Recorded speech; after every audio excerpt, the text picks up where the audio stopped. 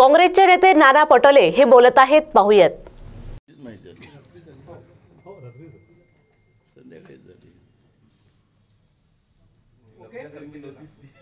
लपण्यासारखी नव्हती।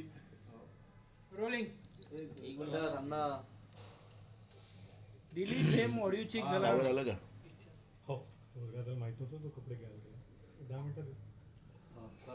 रोलिंग उल्हासनगरला जी घटना घडली, भाजप आमदारांनी फायरिंग केली शिंदे गटाच्या शहराध्यक्षावर, असं बघता या घटनेकडे विरोधी पक्ष पोलीस स्टेशनमध्येच ही घटना घडली।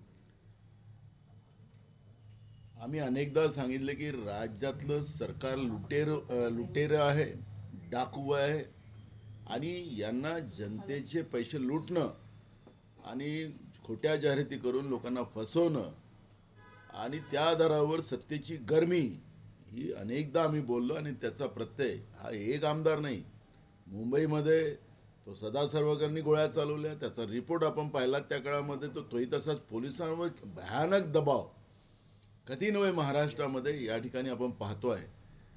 जो यांच्या आमदारांचं ऐकलं नाही मग तो IPS अधिकारी वरिष्ठ अधिकारी असेल त्याची तातडीने बदली करा, कायद्याने कुठल्याही पोलिसांनी काम करू नये अशा पद्धतीचं दबाव तंत्र महाराष्ट्राच्या गृहमंत्र्याकडून आहे, मुख्यमंत्र्याकडून आहे, दुसरे उपमुख्यमंत्री आहेत त्यांच्याकडून आहे आणि त्याच्यामुळे पोलिसांमध्येच दहशत आहे। कायदा सुव्यवस्थेचे 3-13 वाजलेले आहेत आणि अशा या सरकारला तातडीने बरखास्त केलं पाहिजे। महाराष्ट्राच्या पुरोगामी व्यवस्थेला, शाहू फुले आंबेडकर विचारसरणीला भाजप प्रणित हे येड्याचं सरकार संपवते आहे आणि आपल्याला माहीत असेल की मीरा भाईंदरमध्ये त्या ठिकाणी मुस्लिमांची घरं पाडण्यात आली, कुठलंही कारण नसताना त्या ठिकाणी मुस्लिमांना त्रास देणं आणि आम्हीच हिंदूचे पाईक आहोत असं दाखवणं या लोकांचा मानस राहिलेला आहे। आपण पाहिलं की त्या दिवशी एक आमदार, त्याचा त्या मतदारसंघाशी काही संबंध नाही, मोटरसायकल घेऊन त्या ठिकाणी जातो आहे आणि जेव्हा त्यांना चॅनलने विचारलं त्यावेळेस सांगतोय की माझा बॉस सागर बंगल्यामध्ये बसलेला आहे। म्हणजे ही जी सत्तेची गरमी आहे, या सत्तेच्या गरमीचा हा प्रत्यय आहे। आता हे भाजप लोकांना सांगतं की आम्ही फार स्वच्छ प्रशासन चालवतो, रामराज्य चालवतो असं सांगणारे हे भाजप आता या गणपत गायकवाडच्या प्रकरणामध्ये काय करते त्याच्याकडे आमचं आता लक्ष लागलेलं आहे। नाहीतर यांचा हा बुरखा हा फाडला गेलेला आहे हे त्याच्यातून आपल्याला पाहायला मिळतं आहे आणि म्हणून आम्ही या सगळ्या व्यवस्थेच्या बद्दलची तीव्र निंदा करतो आणि याचा निषेध करतो आणि या सरकारला थोडंसंही जनाची नसेल तर मनाची असेल तर यांनी राजीनामा द्यावा या सरकारने आणि सत्तेच्या बाहेर जावं, ही भूमिका काँग्रेस पक्षाची आहे। कुठेतरी पोलीस स्टेशनमध्ये हा गोळीबार झाला आहे, त्या आमदारांच्या मनामध्ये भीती नाही आहे कायदा सुव्यवस्थेची, असं हे सगळं चित्र दिसतंय, कुठेतरी गृह मंत्रालयाला सगळं अपयशी ठरलंय। मी तुम्हाला सांगितलं, अनेक घटनेचा उल्लेख केला, सदा सर्वंकरनी गणपतीच्या काळात गोळ्या झाडल्या ते प्रकरण आहेच। या सरकारमध्ये गुंडशाही, तानाशाही, राज्याच्या जनतेचे पैसे लुटून ऐशो आराम करणं आणि आपण पाहिलं सरकार आपल्या दारी आहे, एक नवीन त्यांनी व्यवस्था काढली, सगळे मंत्री त्या ठिकाणी पोहोचतात आणि त्या जिल्ह्यातला DPDCचा पैसा सुद्धा त्या ठिकाणी लुटला जातो आहे। लोकांच्या घामाचा पैसा जो राज्याच्या तिजोरीत जातो त्याची लूट माजवलेली, हे डाकू लोक आहेत, लुटेरे लोक आहेत आणि या लुटेरे लोकांच्या बाबतची काय भूमिका मांडावी हेच कळायला कारण नाही। महाराष्ट्रामध्ये कधी घडलेलं नाही आणि मी मगाही सांगितलं की पोलिसांमध्येच दहशत आहे, पोलिसांमध्ये दहशत आहे, वरिष्ठ IPS अधिकाऱ्यांमध्ये इतकी भयानक दहशत आहे की काय व्हायचं ते होऊ द्या।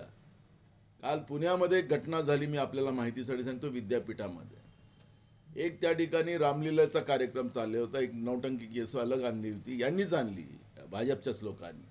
त्याच्यामध्ये सीतामाईला सिगरेट पिताना दाखवलं, राम तिथून पळून जाताना असं दाखवलं आणि त्या विद्यापीठामध्ये बसलेले कार्यक्रम बघणारे सगळ्या आमच्या NUCIच्याही मुलांनी त्या ठिकाणी निषेध व्यक्त केला की भगवान श्रीरामाचा आणि माई सीतेचा ज्या पद्धतीने अपमान केला जातो हे आमच्या NUCIच्याही मुलांनी त्या ठिकाणी जाहीर केल्यानंतर सुद्धा मुद्दामून त्या ठाणेदाराला सांगण्यात आलं की NUCIच्याच पोरांना पकडून न्या।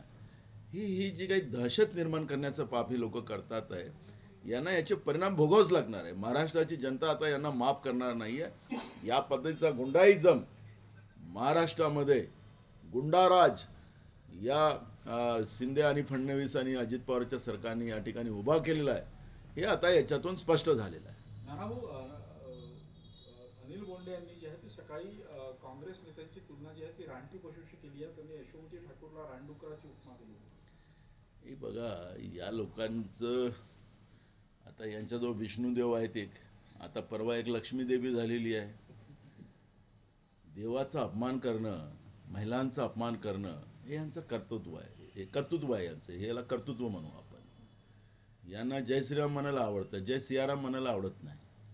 आमचे नेते राहुल गांधींनी सांगितलं की आम्ही जय सियाराम म्हणू, आणि जय सियाराम म्हणतोच. महात्मा गांधींनी ज्या दिवशी त्यांची हत्या झाली त्या दिवशी शेवटच्या शब्दात त्यांनी हे रामच म्हटलेलं आहे. हे नकली राम भक्त आज आपण पाहतोय. यांना महिलांचा अपमान करणं हे भाजपचं नेहमी कृत्य राहिलेलं आहे.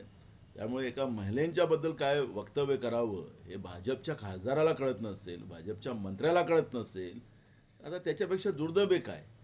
त्याच्यामुळे महिलांमध्ये एक तर त्यांना महागाईमुळे त्यांना बर्बाद करून टाकलं, त्यांचं घर चालवणं मुश्किल केलं, आणि महिलांवरचे अत्याचार महाराष्ट्रासारख्या राज्यामध्ये ज्या पक्षाचे राज्यपाल भगतसिंग कोश्यारी आई सावित्रीबाईला शिवा घालत असतील, अशी ही भाजपचा मुखवटा महिला विरोधी जो आहे तो त्याच्यातलं स्पष्ट होतं. बोंड्या अंड्यात हे असे राहणारच आहेत. नानाभाऊ, हिंदी में जानना चाहेंगे, कल प्रकाश आंबेडकर ने कहा था कि इंडिया अलायंस अब रहा ही नहीं.